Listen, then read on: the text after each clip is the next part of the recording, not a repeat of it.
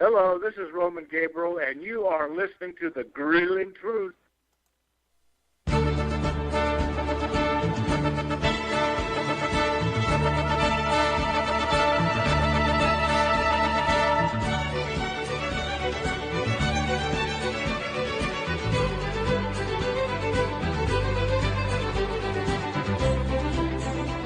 Welcome, everybody, to the Sheridan Selection Report on the Grueling Truth Sports Network. The Sheridan Selection Report is brought to you by mybookie.ag. If you want to find out more about mybookie.ag, you can go to the top of the grillingtruth.net webpage, click on the banner, it will take you there, and if you sign up after clicking that banner, it will give you up to $1,000 free cash for your initial deposit. I am your co-host for this Sheridan Report Selection Show, Mike Goodpaster. And right now I'd like to welcome in my co-host, Bobby Sheridan. How you doing, Bobby? Hey, Mike, I'm doing good. And, you know, I'm happy the Knicks covered the first half for us this morning, and I'm not happy that they blew the game late. But, you know, hey, at least we got the halftime covered. And you know, the Nets did cover the second half. So that was, I mean, not the Nets, the Kings, Sacramento Kings, and that was our plan. So if you kind of follow true to the plan, you hit 2 out of 3 there to start your Saturday. But we got you covered tonight. Tonight's a great card. So what do you got tonight?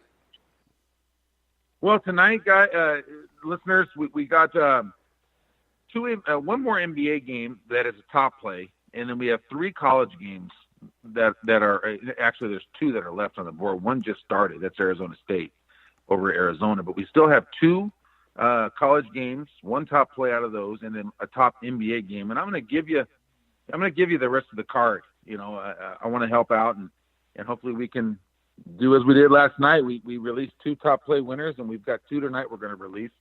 So let's start it out. Let's go to the NBA. The Nets are favored over the Hawks tonight, and it's on the road. So we're kind of sticking to that road favorite theme that we had yesterday going for us with the Pistons, and that's the Nets tonight. And the line was 3.5 on the report, and it's up to 4.5 now. So the Nets have gotten the action in that game. And basically the thought process behind this game is, you know, the bottom part of the Eastern Conference, we've talked about this a lot, is really a logjam there. 6, 7, 8, 9, 10, all kind of battling there for position and inclusion in the playoffs. And the Nets are kind of holding on to the 6th spot right now, but they're going to be entering, guys, a very, very tough stretch of their schedule where they find themselves, this is their only home game in the next 9. So their schedule between those teams, the 6, 7, 8, 9, 10 spots in the East, though their schedule is by far the hardest, and it starts with the next game. So this is a game that they really need to get. They're favored in this game at Atlanta, and, you know, they're going to be really needing this win really bad. And I think they'll get it. You know, they've been successful against Atlanta this season. They have very good guard play, and Atlanta is a deep team, but is not necessarily a team that's winning a lot of straight-up games. So in order to cover the point spread here, they're going to have to probably have the lead in the 4th quarter and hold on to it, and that's going to be in question too. So I like the Nets in this game a lot. I think it's a double-digit win for them. And, you know, it's a game that they really must win. You know, the next 15 opponents that they have, Mike, have a 5.81 winning percentage, which is the highest in the NBA. No other team in the next 15 games has a schedule of opponents that has that high of a winning percentage. So the Nets know what they got in front of them. They know this is a must-win, and I think they'll get it. All right. Do you want to go to college, or do you want to bring up the fact that the Lakers are now 6 or 6.5 games out of that final playoff spot the same way I predicted? You sure did, Mike. I got to give you credit on this one. Yeah, you and Grizzly gave me and Cole like a hard time on Survive in Advance for like the last month, telling us we were nuts. I just wanted to bring that up. And the question is here, should they shut LeBron down? Is there a reason to play him right now? No, there's not a reason to play him, and I think they've already come out and said that they're going to limit him. And what that really means is they're going to appease the season ticket holders and the Laker faithful, and he's going to make appearances and probably play about half the minutes that he normally would play, and for good reason. I mean, why tax him? We talked about last week, you and I mentioned this, that he has played more minutes and more games than anybody in the NBA the last couple of years. I mean, his teams have gone to the finals darn near every year, going back to Miami and Cleveland, and he plays more minutes than anybody. And the guy at 34 has kept himself in amazing condition, but it's starting to show, starting to wear. And why would you play him now in these meaningless games? So it's a good decision by the Lakers, I think. All right. So you want to go to college basketball for tonight now? Sure, but just to finish that point, I do have to give you a lot of credit, Mike, because you were stout on that. They were not going to make it, and I really thought they would. And Steve was taking the conspiracy, theory of that the NBA would get them in just for that first round matchup, which we know it's what they want. But you had said, Steve, it's not going to happen because they're not good enough to even come close. Wait a second. In Steve's defense, I said Bobby and Steve or Steve and Bobby because I had to explain this to both of you. Oh, I'm not. I agree with you. I was on a different angle. I was more along the lines of I thought LeBron would get him in. Yeah. And I was wrong. And then Steve was on the lines that the NBA would get him in, and he was wrong. And well, Mike I believe Cole this. Right. If I believe he would have been right if it would have come down to the end of the season in a game or two, I think that you could have swung that. I just think their team generally is a mess, and with 20, 30 games to go, I think it's hard to think that the NBA can do enough with officials to get them in the playoffs. Right, and another point to bring up, and we had this guy's name used to be brought up a lot, a year and a half ago, but not too much anymore. Alonzo Ball, he's been out the last 21 games with an ankle injury, and the Lakers' defense has declined dramatically in those 20 games. There was a point in time when they were playing a top 10 level defense, and that was when LeBron was out and Ball was in and playing the D, and then all of a sudden LeBron comes in and Ball's out. That swung the whole defensive statistics totally the opposite direction. LeBron's not playing good defense, and Lonzo Ball was their best defensive player. When he was on the court, they had their best, most productive defensive, analytics. So that's the reason, guys. That's the biggest reason why they have really fallen, and they're done. All right, college basketball tonight. Bobby, what do you got? College basketball. Okay, there were 3 games. As we mentioned, Arizona State is off the board now. It already started at 1 Pacific, and we're now at 1:14 Pacific. So we've got 2 more plays tonight that I want to give out, and I'm going to go in reverse order. Oregon is a 7 o'clock start, 10 o'clock Eastern. And this is a good matchup, guys. The Pac-12 has been a nemesis for me. It's one of the 3 main conferences that I extensively handicap with the Big East and the Big Ten. And the Pac-12, I've lost some money this year in the Pac-12 overall. It has not been a good ROI for me, return on investment. But I'm staying with it because I think I'm getting a read now like I didn't have before. And the Pac-12 tournament is starting next week in Las Vegas, and I think I can win some money in that tournament. So I'm staying with it. And tonight I think we've got the winner of this game. Oregon's getting 4.5 points. And the thing with Washington is I think that they peaked already, and that's not to say that they won't still win the Pac-12 tournament or win a game in the NCAA, but they peaked already playing their best basketball in terms of winning, covering, double-digit wins, playing their best, and they've eked out a few very close wins here recently, non-covers, and I think tonight it could bite them in the butt and they could get beat straight up. Oregon, guys, has come on to be the best team over the last 2-3 weeks. They're closing at the right time. And to me, I think they're the favorite to win this Pac-12 tournament next week in Las Vegas. I agree. If you look at them right now, they've been on a 3-game winning streak. And right now, they're currently in the running for a first-round Pac-12 tournament bye. This game's huge for them. It gets them to 19-12. I still don't think anybody gets in this tournament outside of who wins the conference tournament, unless maybe Oregon wins the conference tournament and Washington can sneak in. But I just think that, when you look at this, I mean, Oregon is more desperate than Washington, and everybody's kind of the same in the Pac-12 anyways. There's nobody that really stands out. There isn't, and that's what's really fooled me, because at one point I was I've lost money on UCLA waiting for them under Bartow, not under Alford, but under Bartow, waiting for them to make a move. They play one game and then they don't.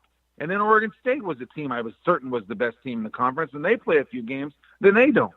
And, it's been kind of on and on. Washington's been the steady team, and that Thibault, is one of the best defensive players in the country, and he's well worth watching tonight. I think he is going to make an NBA roster next year. But Oregon, I think we finally found the team, and I think it's Oregon, and you just alluded to that, and it is a big game for them, and I think they can win this game straight up tonight. So I would recommend taking the points, which are 4.5, and also making a money line wager on Oregon, which you could probably get plus 180, plus $2, something like that. About 2-1 on your money. So there might be a good two bet there for Oregon tonight. But it's not my top play because we're going to go to that right now. Well, give us your top play right now. Let's do it. 5 o'clock start Pacific, so 8 o'clock Eastern. We're going to the Big Ten. And, guys, I've made a lot of money on the Big Ten this year. I think I've had a really good read on many of the teams in this conference. I can't tell you, how well I've done in this conference. And I'm going to continue right along. I think Michigan is going to beat Michigan State. They're on the road. They're getting 3.5. They're at Michigan State. They have been a much more consistent team than has Michigan State this year. Michigan State, we know there's been reasons for their inconsistency. Injuries probably the most prevalent reason. But I think there's some other stuff going on there too. I don't think that Izzo has had the complete control and the complete feel for this team as he has so many of his teams. I believe that Michigan with Beilein is played much more consistently and has the better defense. And the defense travels. I do believe they'll play really, really good tonight on the defensive side of the ball. And I also believe that they're coming up with a big man. I forget his name. He's new big man that they're using quite a few minutes, and he's knocking down shots, playing great defense. They've added him to the rotation, and he's playing fabulous. And he's been a big lift for them, and you're going to see him tonight. I wish I would have looked up his name, and I didn't, but I know when I watch. But Michigan's going to win that ball game tonight at Michigan State, a little mini upset. Yeah, and that's going to decide, it looks like, the Big Ten regular season champion and who's the number one seed in the tournament, the Big Ten tournament. It is, and that's huge. And of course, stopping Michigan State is stopping their point guard, but, there's a lot of pressure on him, and let's face it. I mean, they've lost more games this year in the Big Ten than they have recently, and they have not played as well on the road. Now, granted, they're at home tonight, but I don't think this is the same Michigan State outfit that we've seen over the years. I don't think Izzo has them playing to the level that they normally do, and so I think Michigan can get this one tonight. It may not be as close as you think. This could be a 7 or 10 point road victory. All right, Bobby. Anything else college basketball-wise tonight? College basketball, I want to bring this up. At 2 o'clock start, so it'll be right after we get off the air, is Xavier. And Xavier is playing St. John's, and it's a big ball game, Mike, and you follow Xavier more than I do. I do follow the Big East pretty well, but I would like your comments on this. I had gotten information that Xavier's best player might be out. Is that true? Yes, that is true. So with that being said, what does the line sit at right now? I just looked at it, and the line is -2. So Xavier is a small home favorite of 2 points over St. John's, starting 2 Pacific, 5 o'clock Eastern on Fox. Okay, so that means the line has not moved since that happened. And Xavier star Najee Marshall will not play tonight against St. John's. And I don't know how long he's going to be out. I would think that they are basically, he's nicked up. They're trying to save him for the tournament because with their loss at Butler the other night, the only way Xavier's probably getting in is to win the Big East tournament, or at least get to the Big East finals. But without Najee Marshall has been the spark the last 3 or 4 weeks for Xavier, which has turned him into a team that has beaten guys like Villanova. They beat St. John's at St. John's before. So with the 2.5 points, I would seriously consider the St. John's pick here, even though I'm not going to bet it because I make it always a rule not to bet on or for my favorite teams. So I don't bet on or against Xavier or Indiana just because I usually have I've got a biased opinion of them. And I really, if I was to bet against Xavier here, I would still cheer to lose my money. That's how stupid I am. Well, just so you know, and this is no lie at all, I just bet on it as we're talking. I just went on there and rechecked the line, and they're St. John's is still getting 2. So what I did there, guys, is I took a little bit on the first half with St. John's. I doubled the amount for the game on St. John's, and I also put a little bit of money line there. We're plus 113. Yeah. So that's what I did. I just took St. John's based on that information because Mike's right. The line did not change, and so I think we're getting something. Where did you get that info, Mike? I don't know where I got that info. I got it a couple hours ago. It's not important where I got the info because if I told people where I got the info, that guy would lose his job. So we're just going to leave it at that. I can tell you this. It is now up on the internet. It's been up for the last hour. I found out about an hour and a half, 2 hours ago. So he's probably the same way they got the information. All right, guys, we're going to take a quick commercial break so you can hear all about mybookie.ag, the sponsor of this show, the Sheridan Report. We will be back in 1 minute and 12 seconds to talk about tomorrow's college basketball games. And I think you've got an AAF selection for tomorrow too, don't you, Bobby? I do. Let's do that, Mike. All right. We will be back right after this. Hi, I'm Mike Goodpaster from the Grueling Truth Sports Network, and I'm here with just one simple message. If you're watching the games, it's time to start making money. The Grueling Truth has recently partnered with mybookie.ag, an industry-leading sportsbook website, who reminds you that where you bet is just as important as who you're betting on, and that's why the Grueling Truth urges you to check out mybookie.ag. In addition to the usual thousands of odds, money lines, proposition bets, and futures offered on mybookie.ag daily, they also have in-game live betting and a mobile site that makes wagering on the go easier than ever. So join now and MyBookie will give you up to a free $1,000 cash bonus on your first deposit. Just enter promo code TGT50, that's TGT50, to take advantage of this offer. You can also go to thegruelingtruth.net, click the banner at the top of the page for mybookie.ag, and also get the same benefit and the same $1,000 free cash bonus on your first deposit. So visit mybookie.ag, courtesy of the Grueling Truth, and enjoy winning today. mybookie.ag. You play, you win, you get paid. All right, guys, we're back on the Sheridan Sports Selection Show, brought to you by mybookie.ag. Remember, you can click on the top of our page at thegruelingtruth.net to go there and get up to a $1,000 cash bonus, or you can put in a promo code TGT50. I'm here, Mike Goodpaster, with Bobby Sheridan. Bobby, what are we looking at tomorrow? Well, we got 2 things we're looking at tomorrow. Well, there'll be more than 2, but 2 as of right now as we speak, 1:24 Pacific time. And one's already on the report. It was on today's report listed in advance, and it's in the AAF. And by the way, Orlando's got the lead, Mike, 23-14 in the fourth quarter, trying to hold on to that. We've already lost the under. Over was the correct bet. It was, and you did tell me, be careful that I had the under 34, and that was a lot based on the weather report that I had just given, but the weather wasn't near a factor as it was supposed to be. So, Spurrier popped a couple plays, and they got the lead right now. It's already over. I'm hoping they hold on to it, hold on to the win at least. But in the AAF tomorrow, the top play for me of the 4 games was tomorrow, Memphis. Memphis is +2, and it's a noon start Pacific, and they're a top play over Atlanta. And I think they're going to win this game straight up. They have really improved themselves on the line play in the last 2 games and at the quarterback position. They made the switch of quarterback. They took out Hackenberg, I think that's how you pronounce it, and put in Metzen. I forget how you pronounce these 2 guys' names.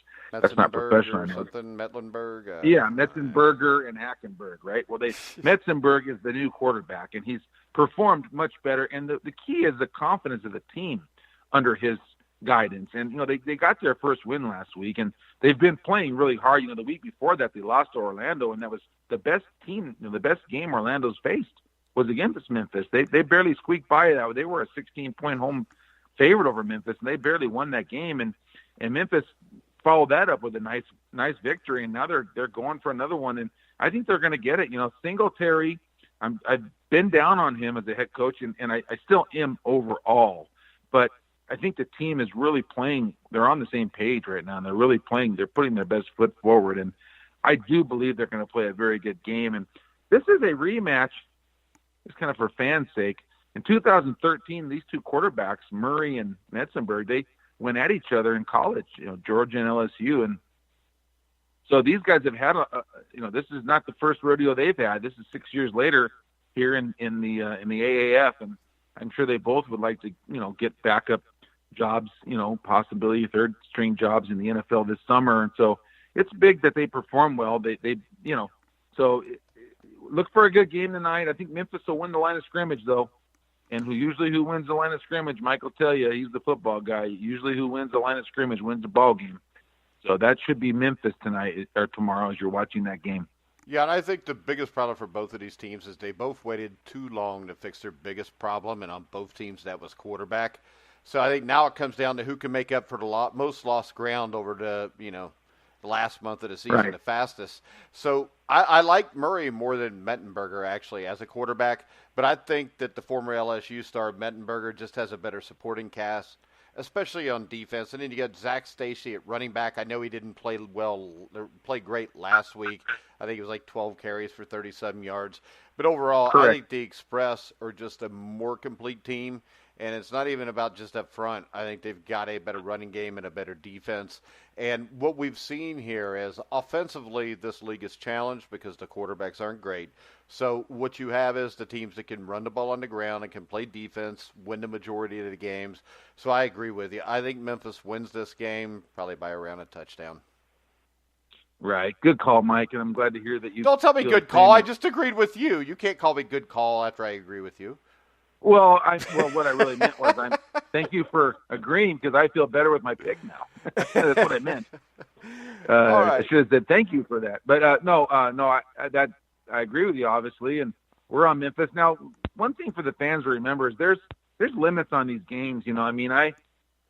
Trust me, I'm not trying to say anything that I am or that I'm not, but I'm not even able to get even close to where I would like to bet on these AAF games, and the books have really limited action on these games. It's kind of a downer because myself personally, I've won about 70% of these bets I've put in over the month on these AAF games. And so, maybe that's why they do it. It's kind of too easy to handicap maybe, but that's the last note on that. But let's talk a little bit about tomorrow, Mike, a college basketball game that will be near and dear to the locals there. Indiana is a must-win again tomorrow and playing Rutgers. And let me tell you where the problem lies tomorrow. I've pretty much picked Indiana correctly all year, either whether fading them or whether backing them. And I've backed them really heavy the last 2 weeks. I've made a lot of money on them in their last two wins. And so tomorrow, though, I'm not going to be on Indiana. The line's not out yet. You and I both kind of thought maybe in the 6 to 8 point range as a home favorite, and that scares me. Another thing that scares me, because they're playing mostly close games, and the other thing that scares me is, they had a great game plan for Illinois. Great game plan. They dominated that game, and the bottom line is that they had a long time to prepare for that game. Now, this is a quick turnaround, and these quick turnarounds, you have to look at them a little different, and I believe that they tend to favor the underdog, if anything, in the quick turnarounds. And I think Rutgers, the Rutgers just won their last road game, and I'm looking it up now. That's just by my memory. They won at Iowa, 14 off but the road. But they lost at home against Penn State. What, Wednesday night? Right, Wednesday night, 66-65. It was a heartbreaking loss for them. And they're going to be motivated, and I believe they're going to play pretty well at Indiana. And so, winning and covering is a lot different than just winning. Indiana has had to only just win the game. And this week they have to win and cover. So they could have a 10 or 12-point lead, and then you have to finish that out. And that's not always easy to finish that out without the other team making one last move there at the end. So I'm not saying to bet on Rutgers, but I am definitely not betting Indiana in this 9 a.m. noon start tomorrow morning. Yeah, I can see that just because Indiana, the thing is, if you're going to give 8 or 9 points, you want to do that with a team that is consistently good. And I know they've won 3 games in a row. But without being consistently good, it would still scare me because this is a team that in the past, I know they've won 3 straight games, but in the past, you look at it, after the win at Michigan State, after the win against Louisville, then they came out, they laid eggs. So I would still worry about that. This game would scare me actually a little bit no matter which way I bet it. And if the line is 8 to 10 points, I would definitely go Rutgers. Now, if it comes out and it's 5 points, I might consider Indiana. But at 8 points, which is where I think it'll be, I would go with Rutgers. I agree with you. If you had to play, I'd go with Rutgers. So Indiana's been really good to me here recently, and I'll probably wind up passing the game. My recommendation is probably to pass. I guess my recommendation, just like yours was just to kind of, be calm with this game. Maybe just watch this game as a fan, and hopefully Indiana gets the win. And that's really all they need, right? Is just to win. Move on to the next, get into the tournament on a good winning streak. And who knows? Is there any chance, Mike, that this win alone gets them in? I don't think so. I mean, it's according to what else happens, but when you look at it, the game to watch tonight is Murray State and Belmont, because those are 2 NCAA tournament teams that if they get in could make Sweet 16 runs or even deeper if they get a few breaks here or there. You got Jai Morant. Belmont is maybe the best. They're the best 3-point shooting team in the country over the past 6 years, not just recently. That's a game I would watch because in the end, at some point in this tournament, or maybe both of them will play higher seeds, and you can get like 8 to 10 points with them, and you're going to make some money because both of these teams are really good. And I think this, honestly, the sad thing to me is Indiana, if they make it to the Big Ten semifinals, I still don't know. I mean, I think really to legitimately be one of the 68 best teams in the country, Indiana has to make it to the Big Ten Conference Final. Because I really believe this, and I've had this discussion with Brian Ralph, Steve Risley. I mean, when I watch teams like Wofford, Belmont, Murray State, I think they're all better than Indiana. And they have more wins than Indiana. And I think all those teams could compete in the Big Ten. So, I mean, we're talking about do they get in? I think they've got to win the first game in the quarterfinals and win the Rutgers game. I think they're in then. And I think right now that's a fairly safe, since we're on a betting show, bet. Because you play Rutgers at home. And then the way it shakes out right now, it looks like Indiana in that first Big Ten tournament game will play Ohio State.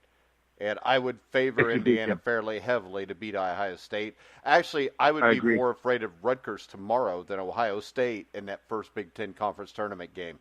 So totally agree. The difference is this. I think they're in if they beat Rutgers and they get the Ohio State win. I think they should be in if they win a Big Ten semifinal game. Other than that, plus you've also got this. How many Belmont Murray States, I mean, they're going to take up 2 spots because Belmont has the resume. If they lose tonight, they were the conference champions. They're going to be like 25-5. They're going to get an at-large bid.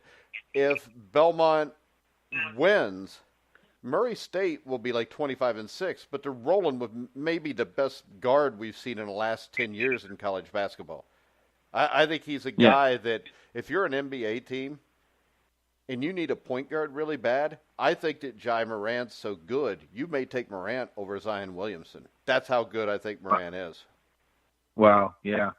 Well, I mean, point guard is just – I mean, if you watch the Kings and Knicks this morning, this De'Aaron Fox who, that guy just dominated the last 4 minutes, and he won the game for him, and that's what a good point guard can do. And I've heard that of this Morant, and I don't follow that conference that heavy. I don't handicap that conference. Watch tonight. I think the conference championship game's on ESPN too, but watch the game. It'll be a spectacular basketball game.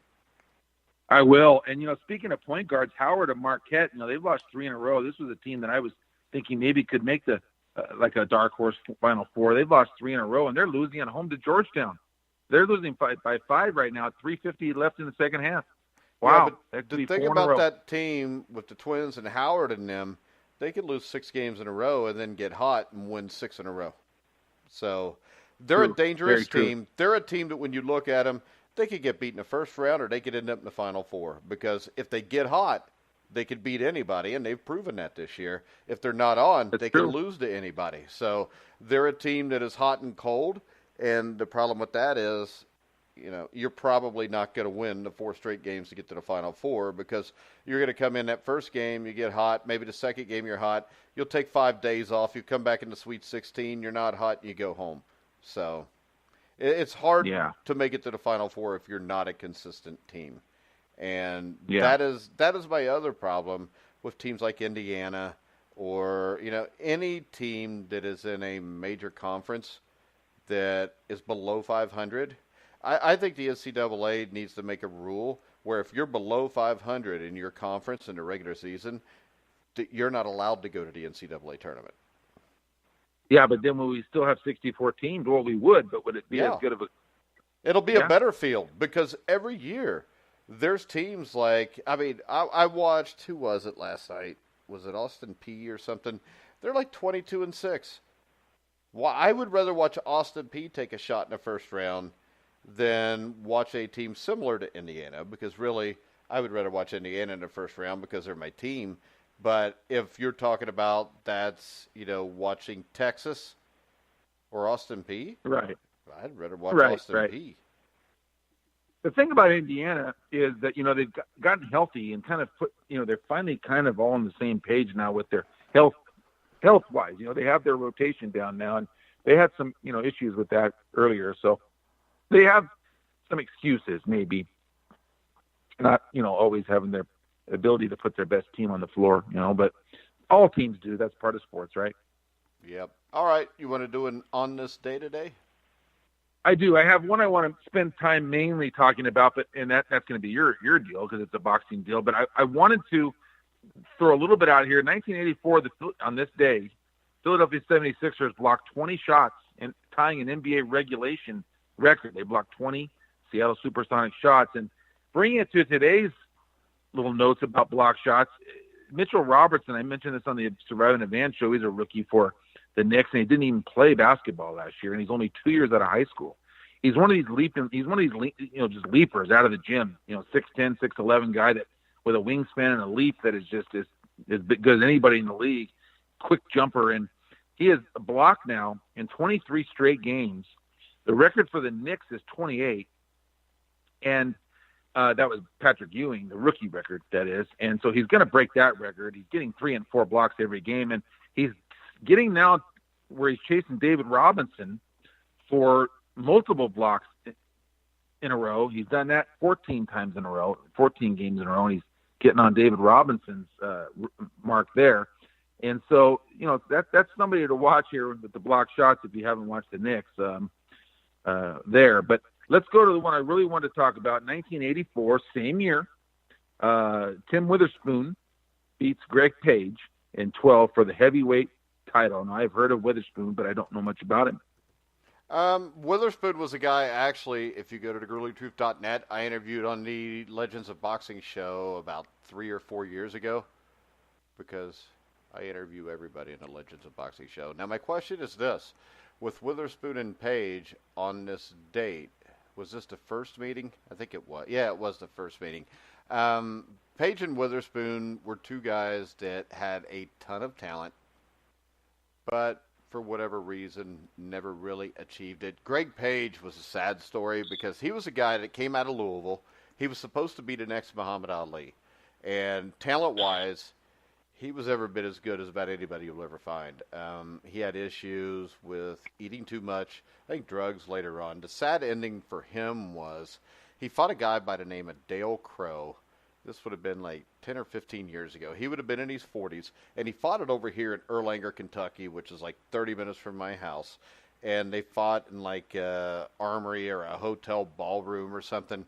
And he fought Dale Crow, and Dale Crow was a guy who never would have been able to hang with him if it wasn't for the fact that Greg Page was in his 40s. But the sad thing was Crow knocks Witherspoon or Page out in the last round, and they had no ambulance there.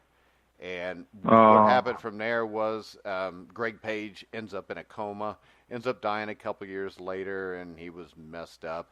Tim Witherspoon was a guy who was a hell of a fighter. This was not, in my estimation, for the this was not for a heavyweight championship. This was basically for a trinket, which the real heavyweight champion at that time was Larry Holmes. And Holmes had beaten Witherspoon September of '83. And a lot of people thought the fight was controversial. If you watch it again and you watch it with an open mind, Holmes won the fight, but it was one of those things where Witherspoon did better than a lot of people thought he would. So they gave him more credit than what they should have. And basically after that, the IBF was formed, and the International Boxing Federation, the president was Robert W. Lee, and they formed it. And what they did is, Larry Holmes was trying desperately to get away from Don King because Don King's a crook and basically not a good man. So he's trying to get away from him. Robert W. Lee, who was the president of the new International Boxing Federation, basically offered Holmes to be the IBF champion. Holmes took it and got away from Holmes, which means he relinquished the WBC title. At the time, Page was the number one contender. And King had Witherspoon, who was hot because he'd almost beaten Holmes. So Don King calls it the WBC Championship, puts Witherspoon against Page. It is a boring fight because they were usually boring fighters. I think the decision, I think it was a majority decision, which was a joke, but it was like 117, 111 from two guys, 114, 114 by the third. So yeah, I mean, Tim Witherspoon was a guy who went on to win a lot of big fights. I mean, he was fighting almost into the 2000s, beating contenders from here and there. But when you talk to him, you find out that just being with Don King really messed him up in the head. And he had a hard time, committing himself 100% to boxing. And he sued Don King and actually won. And when I interviewed him, he said he really didn't hold any ill will towards Don King. But I don't buy that. But yeah, this was a fight that they called a title fight, but it really wasn't. It was basically Larry Holmes' desperate attempt to get away from Don King, which worked because then he went on to fight for the IBF title. I think he fought Carl the Truth Williams. And the Carl the Truth Williams fight, up until recently when they had a heavyweight title fight, for like 25 years after that, the 1985 heavyweight title fight between Larry Holmes and Carl Truth Williams in 1985, I think it was March or April, was the last heavyweight title fight that was broadcast on live TV. And then, of course, later in 85, Holmes was one win short of being 49-0, which would have tied him with Rocky Marciano. Michael Spinks moved up from light heavyweight, beat him on a decision in Caesar's Palace. And then, of course, Spinks beats Holmes again the second time they fought in April of the next year. But that's basically the story of Tim Witherspoon and Greg Page. Wow, that's a lot of info, and who would have ever thought that? Who would have ever known? That a lot to do was with Holmes relinquishing and trying to get away from King, and that's how all that got set up. So it's great information, Mike. And I have a question based on what you just gave, the information you gave out. Did Greg Page's family or Greg himself happen to sue the arena where they had that? They didn't get anything because the commission in Kentucky is a joke, like it is in a lot of states. So if you look at the Kentucky Boxing Commission at that time, it was the Kentucky Professional Wrestling and Boxing Association. There was no insurance. I mean, it was basically a shady product that was put in, and this still happens in boxing because I know there was a guy by the name of Hank Lundy who'd fought Terrence Crawford for the lightweight title like 3 or 4 years ago. And they brought him up here to Cincinnati to fight and had told him they'd pay him like $15,000. And I sent one of our reporters, James Ernest, to the fight. And James calls me and he's like, Coach, he said there's like 20 people in the crowd. And then after the fights, he calls me and he said, both of these boxers are going nuts because they don't have any money to pay them. Now, in a normal good commission, which the Ohio Boxing Commission and the Kentucky Boxing Commission aren't, basically, the commission is supposed to stay until the fighters receive their checks. And the commission here immediately left after the last fight. So Lundy was stuck here. I think they eventually paid for him to get home. I don't know if he ever got paid for that. But boxing is a shady, dirty business a lot of times. And there's a lot of shady, dirty people that go in and take advantage of boxers. And the sad thing about that is, I've never talked to a former professional boxer that was an asshole. I've talked to a ton of Major League Baseball players that are. I've talked to a ton of NBA players that are. But you meet a boxer, they're the nicest guys you'll ever meet. And, let's face it, they grow up poorer than most other athletes, and you get these rich assholes that take advantage of them. And that's what happens all the time. I mean, boxing, when you retire, there's no pension fund for a boxer. You got what you made in your career, and that's it. And if you can't deal with it, you don't have any health insurance, you have nothing. Yeah, wow. I never really, thought about that, but it's so true, huh? Yeah. There's a match that you kind of helped me get on tonight. That you and Jeremiah went over on your boxing show, and I'm actually going to watch this fight tonight. Ugas against Porter, and Ugas is now down to plus 245, so he's getting some of the action today. That was kind of the Truth recommendation. I jumped it on my bookie at 265. We talked about it last night. Ugas has got us like 23-3. His losses were earlier in his career. Porter weighed in almost 2 pounds overweight last night, which means he had like an hour or two to drop 2 pounds. He did. He actually weighed in naked, and they cut his hair off. That's how bad this was. And he's a guy that has fought, beaten a lot of people. The guys he's lost to are the best guys in the sport, like Keith Thurman, who's WBA welterweight champion, no matter what they tell you tonight on this fight. And he's going to fight Ugas. Ugas has got kind of the Eastern European, Cuban style, which is stand-up. He's long. He looks like a giant compared to Porter. So I think this is worth taking a shot on because you're getting like 2.5 to 1 odds. And my only question is Ugas has never really fought a pressure fighter like Porter. But I think his European style, if he can keep Porter on the end of his jab, I think he's got a legitimate chance to win it. Now, I don't know if you put a gun to my head who I would pick. But if I'm going to bet money and I can get something, I think this is good value for the number that's there. Value. And as your listeners will find out listening to our show and myself, value is everything. You get yourself on the right side with the right value enough times throughout the week, you're going to have a winning week. And that's the key to gambling. So to sports betting, I should say. It's key to sports betting. Very good, Mike. All right. So remember, mybookie.ag, the SheridanReport.com. Use them in conjunction. You could go to the SheridanReport.com. You could sign up for Bobby's newsletter, which is $10 a day or $50 a month, and get every selection Bobby makes every day, including golf, ATP tennis, NASCAR, a little bit of everything. Then you take that knowledge that you receive there and the knowledge you get from listening to the Sheridan Report, brought to you by mybookie.ag. You go to thegruelingtruth.net. You click on the mybookie.ag banner at the top of the page. You make your first deposit. You will get a free cash bonus up to $1,000 according to how much you put in, and you're ready to go. If you want to go straight to mybookie.ag, then you just punch in the promo code TGT50, which will give you that same free $1,000 cash bonus. Bobby, anything else before we wrap it up? That's it, Mike. Hoping for good winners for everybody tonight and tomorrow, and a good rest of the weekend. And the AAF Orlando is going to win that game 31-14, 2-minute mark. So they go to 5-0.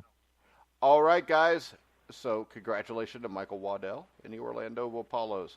All right, we're going to wrap it up. Tomorrow we will be back somewhere between 2 and 2:30 with the Indiana Basketball Weekly Show with Colin Hartman, Cole Hannon, and Steve Risley. Tomorrow night at 9 o'clock Eastern, we'll have the Inside Boxing Weekly Show to talk about the Ugas fight with Porter tonight. Plus, also, there's another big light heavyweight fight tonight between Dimitri Bivol and Joe Smith, which is like 10 to 1 odds. And I'm having a hard time not betting a little bit of money on that one. But I'm going to refrain, even though it's, I thought about just throwing $10 on it. I could win $100. But it's that easy. But, all right, guys, we're going to wrap it up. And remember, Monday, Survive in Advance. Brian Ralph will be our guest to talk a little college basketball tournaments, which we're going to preview all the tournaments next week with myself, Brian Ralph, and Steve Risley. So we're going to wrap the show up. I want to remind everybody you can hear all of our shows on Spotify, iHeartRadio, iTunes, TuneIn, Spreaker, Stitcher, YouTube. Wherever you find sports podcasts, you'll find The Grueling Truth. So for Bobby Sheridan, I'm Mike Goodpaster. You've been listening to The Grueling Truth, where the legends speak.